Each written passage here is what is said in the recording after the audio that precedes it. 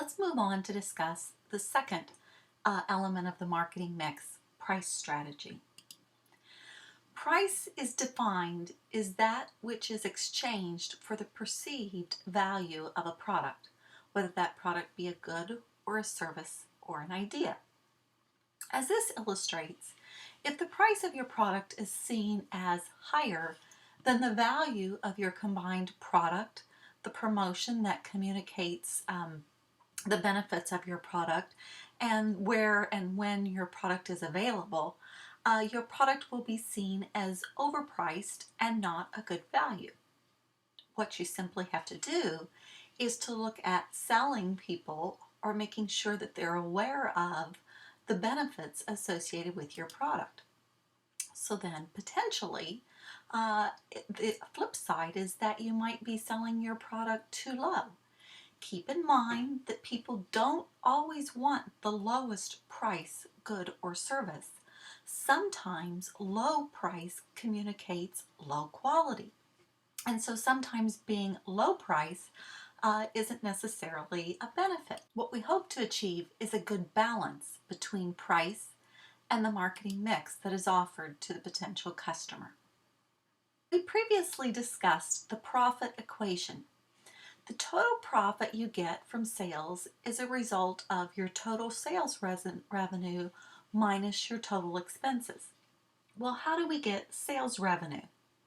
You do that by taking the units sold times the price.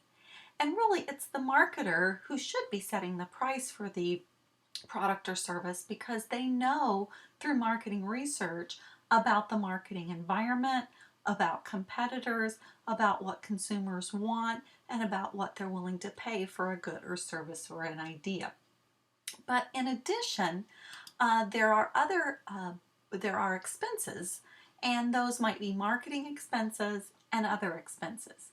So marketers have some impact into profitability because, number one, the decisions they make in terms of who to target in a given marketing environment with a various marketing mix helps to determine how much is sold in the marketplace, and they're also very influential in setting price.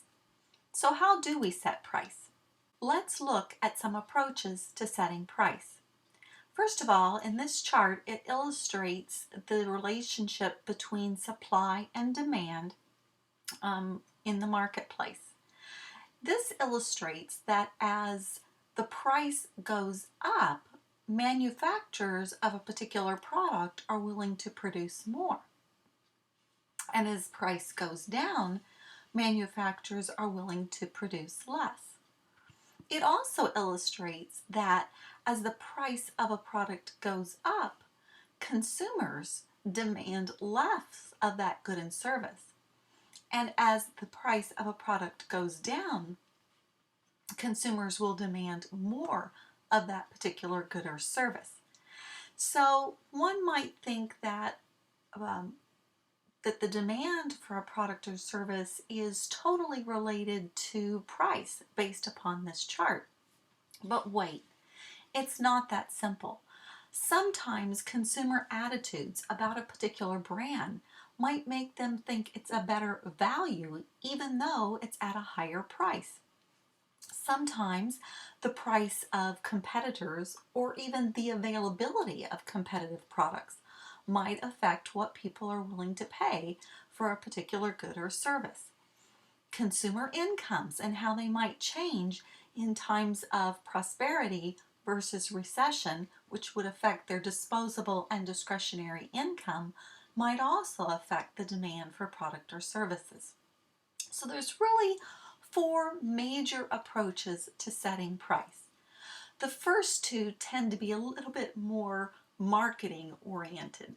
One approach is to look at the market. What are people willing to pay for your product and service? And so that probably makes a lot of sense to you. If consumers are willing to pay more, you can charge more. Another approach would be to look at what your competition is charging for a similar or competitive good or service.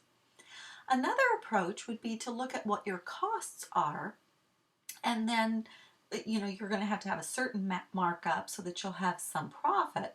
So you look at what your costs are and help that determine your price. And the last approach is a profit-oriented approach. How much profit do you want to make? The problem with these latter two, cost and profit-oriented approaches, is they're focused on you, the company, the marketer, and what you want, what your costs are, how much profit you want. And unfortunately, consumers really don't care what your costs are, and they don't care how much money you make. Basically, they care about whether they perceive a good value between what you're offering in terms of product, promotion, and distribution, and what you're asking them to pay in terms of price. So let's keep those in mind in terms of major approaches to setting price. Let's look at some other more detailed pricing strategies. Sometimes companies might want to what's called penetrate the market. In other words, get a lot of demand initially. And to be able to do that for a product, say an introduction, they're going to have to price their product lower. Then, as opposed to a skimming strategy, where they just want to skim some of the sales volume off the top, so to speak, in that case, they would price their product a little higher, allowing them to recuperate and recover some costs because they make more of each one that they sell. So one common pricing strategy, especially for new or newly introduced products, is whether they want to do penetration or skimming as a pricing strategy. Another pricing strategy is what's called prestige pricing. This works very well for specialty products. This means that you price your product a little higher, meaning especially if it's distributed exclusively and it's positioned well as a specialty product, you can probably charge more for your product because people perceive it as being of a higher quality. Another strategy is odd-even pricing. Oftentimes we will price things at just below the even amount. For example, if you decide that you're wanting to spend $25,000 on a car, if a car is priced at $24,990, that sounds like it's under your budget, so it makes the product a little bit more attractive to you. Other strategies for pricing might be to offer discounts at times of the year when the demand for your product decreases, or volume discounts if people buy a significant number of product. You might give them a discount for their volume. Another thing to remember in terms of price is an overall strategy of whether you want to compete based upon price or not. And we call these strategies price versus non-price competition. And so here I've given you two examples, Herbal Essence, and in their ads it says that their shampoos have 0% heavy residues, 0% dyes, and it talks about how you can get shine, volume, or moisture out of your shampoos.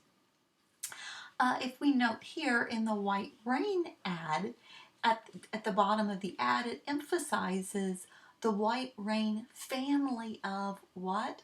Values, with the price or dollar sign noted there at the end.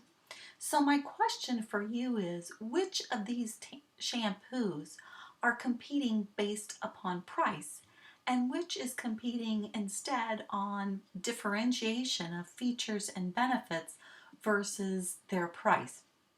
And I hope you would see here that White Rain is practicing price competition while Herbal Essence is practicing non-price competition. So keep in mind that if you're going to be the low-priced competitor, if you're going to compete based upon price, you must also be the low-cost manufacturer, which means you can produce the product cheaper than any of your competitors.